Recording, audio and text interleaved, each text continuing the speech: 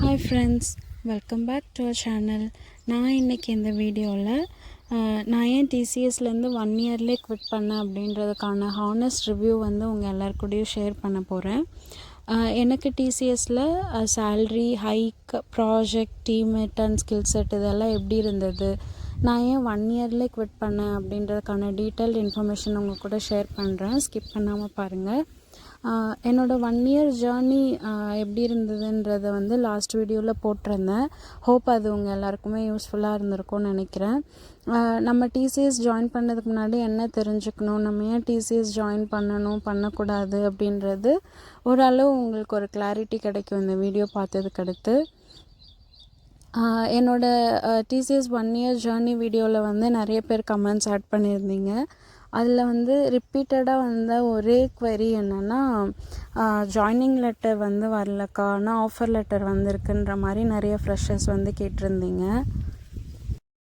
Joining letter எல்லாருக்கும் ஒரே time பீயிங்கில் வரும் அப்படின்றது கிடையாது. ஏன்னா அவங்க நம்மளை எடுக்கிற ஸ்கில் செட்க்கு எவ்வளோ டிமாண்ட் இருக்கோ அதை பொறுத்து தான் நம்மளை கெட் பேக் பண்ணுவாங்க. ப்ளஸ் அவங்களுக்கு ரிசோர்ஸ்க்கு எவ்வளோ டிமாண்ட் இருக்கோ அதை பொறுத்து தான் நம்மளை கெட் பேக் பண்ணுவாங்க. இப்போது நான் ஜாயின் பண்ணும் போது எனக்கு வந்து ஜாயினிங் லெட்டர் 2 to 3 வீக்ஸில் வந்தது. ஆனால் சேம் என் பேட்ச்மேட்ஸ், என் கொலீக்ஸ் அவங்க வந்து ஜாயின் பண்ணும் போது ஒரு சிலருக்கு 1 month, 2 months, 3 monthஸில் கூட அப்டேட் வந்திருக்கு. ஸோ ஐபிகனில் உங்களோட ஸ்டேட்டஸ் செக் பண்ணுங்கள். அதில் ப்ராக்ரெஸ் நடக்குது, உங்களோட ஸ்டேட்டஸ் வந்து அடுத்தடுத்த ப்ராக்ரெஸ்க்கு மூவ் ஆகி போகுது அப்படின்னா வெயிட் பண்ணுங்கள். ஐபிகன்லேயே உங்களுக்கு பாயிண்ட் ஆஃப் கான்டாக்ட் இருக்கும், அவங்களுக்கு மெயில் பண்ணி பாருங்கள். இல்லை ரொம்ப டைம் ஆகிடுச்சு, எந்த அப்டேட்டுமே இல்லை, ப்ராக்ரெஸ்மே இல்லை அப்படின்னா ரொம்ப நாள் இதுக்காக வெயிட் பண்ண தேவையில்ல. ஏன்னா ஃப்ரெஷர்ஸ்னால் உங்களுக்கு தெரியும், நீங்கள் ஜாப்குள்ளே போகணுன்னு ஒரு இது இருக்கும். ப்ளஸ் வந்து நீங்கள் அடுத்து இன்னொரு ஜாப் போகும்போது ஏன் உங்களுக்கு இவ்வளோ கேப் இருக்குன்றதும் வந்து கேட்பாங்க.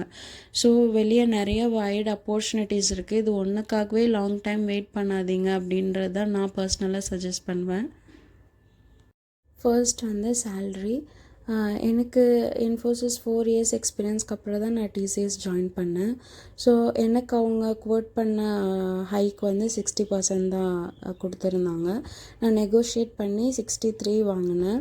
சேம் அதே 1 or 2 weeks டிஃப்ரென்ஸில் என் கூட என்னோடய கம்பெனியிலேருந்து ஜாயின் பண்ண ஃப்ரெண்ட்ஸ்க்கு வந்து 20%, 30%, 40% கூட கொடுத்தாங்க. அவங்களுக்குலாம் வந்து அந்த 60% கூட கொடுக்கல, எவ்வளோ நெகோஷியேட் பண்ணி கூட. ஸோ பேசிக்கலி அவங்க வந்து 20 to 60% தான் வந்து அந்த டைம் பீரியடில் எல்லாருக்கும் கொடுத்த மேக்ஸிமம் ஹைக்கே அவ்வளோதான் சஜஸ்ட் பண்ணாங்க. என்னோடய ஃப்ரெண்ட்ஸ் ஒரு சிலர் அந்த 20% ஹைக் கொடுத்தவங்களாம் வந்து ஜாயினே பண்ணல. ஏன்னா 20% ஹைக்கில் அவங்களுக்கு பெருசாக எந்த டிஃப்ரென்ஸுமே இருக்காது. நமக்கே தெரியும், சர்வீஸ் பேஸ் கம்பெனிஸில் வந்து நம்ம உள்ளே வந்ததுக்கு அடுத்து எவ்ரி இயர் ஹைக்கே வந்து 4 to 5%, 6% தான் மேக்ஸிமம் இருக்கும்.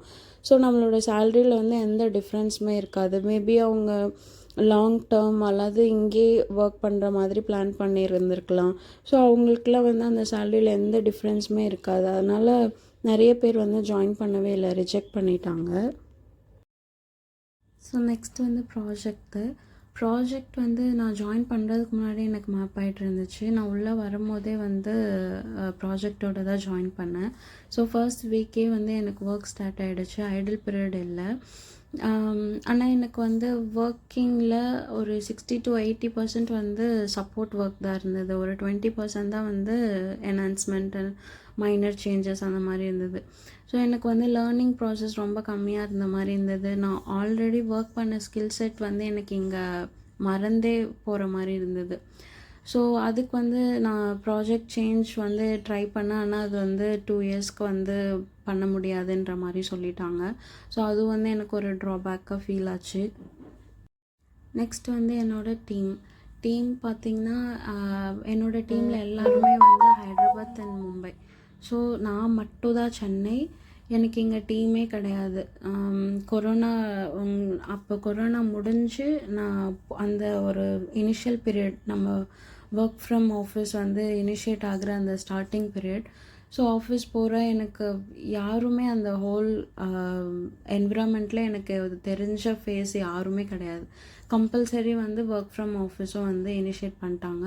ஸோ நான் போகிறேன், டெய்லி போகிறேன், ஒர்க் பண்ணுறேன், ரிட்டர்ன் வரேன். ஆனால் அங்கே ஒரு ஹாய் சொல்கிறதுக்கு கூட எனக்கு ஒரு ஃபேஸ் அங்கே யாருமே தெரிஞ்ச ஃபேஸே கிடையாது. ஸோ அதுவுமே எனக்கு பர்சனலி கொஞ்சம் ரொம்ப லோவாக இருந்தது. நம்ம ஏன் போகிறோம், எதுக்கு போகிறோம், அதுக்கு வீட்டிலே ஒர்க் பண்ணலாமே அப்படின்ற மாதிரி தான் இருந்துச்சு. எனக்கு ரொம்ப ஒரு இன்ட்ராக்ஷனோ, இப்போ ஒரு ஹோல் டே நம்ம ஒரு ஒரு பெரிய என்விரான்மெண்ட்குள்ளே போகிறோம், ஆனால் ஹோல் டே நம்ம தனியாகவே உட்காந்துட்டு வரோன்னா அது ஒரு மாதிரி ஒரு லோ ஃபீலிங் இருந்தது.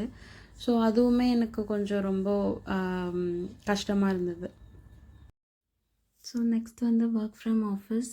கொரோனா முடிஞ்சு அந்த ஸ்டார்டிங் ஸ்டேஜில் வந்து டிசிஎஸில் ரிட்டர்ன் டு ஆஃபீஸ் வந்து கம்பல்சரி பண்ணாங்க. எனக்கு வந்து கொஞ்சம் மெடிக்கல் ரீசன் இருந்தது. ஸோ ஒரு 10 to 15 days வந்து ஒர்க் ஃப்ரம் ஹோம் எக்ஸப்ஷன் நான் அப்ளை பண்ணியிருந்தேன். எனக்கு மெடிக்கல் ப்ரூஃப் இருந்துமே வந்து அவங்க அதை அப்ரூவ் பண்ணல. ஸோ நான் இது எல்லாமே கம்பேர் பண்ணி பார்க்கும்போது எனக்கு எல்லாமே ஏதோ நம்ம ஒரு ரோலர் கோஸ்டரில் இருக்கிற மாதிரியே ஒரு ஃபீல் இருந்தது. ஸோ எனக்கு ப்ராஜெக்ட் சேஞ்சும் கிடைக்கல, எக்ஸப்ஷனும் கிடைக்கல, ஆஃபீஸ் போனாலும் ஒரு இன்ட்ராக்ஷன் இல்லை.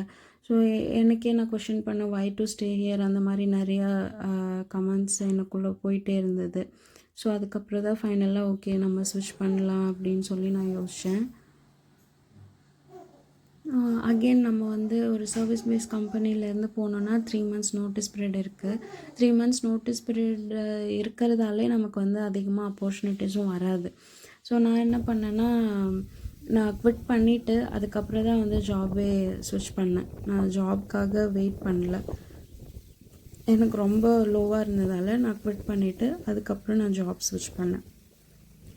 ஸோ நான் என்ன பர்சனலாக சஜஸ்ட் பண்ணுவேன் அப்படின்னா, உள்ள நமக்கு வந்து நிறைய லேர்னிங் பிளாட்ஃபார்ம்ஸ் இருக்குது, வெப்சைட் இருக்குது, ப்ளஸ் வந்து கோர்சஸ் கம்ப்ளீட் பண்ணால் நம்ம வந்து அதுக்கான காஸ்ட் கூட கிளைம் பண்ணலாம். அந்த ஆப்ஷன்ஸ்லாம் நிறையவே இருக்குது. ஆனால் அதுக்கு வந்து நமக்கு லெஷர் டைம் இருக்கணும். நம்மளோட ப்ராஜெக்ட் வந்து ஹெக்டிக்காக இருந்தால் இல்லை ஓவர் பர்டனாக இருந்தால் நமக்கு அதுக்கான டைமே இருக்காது.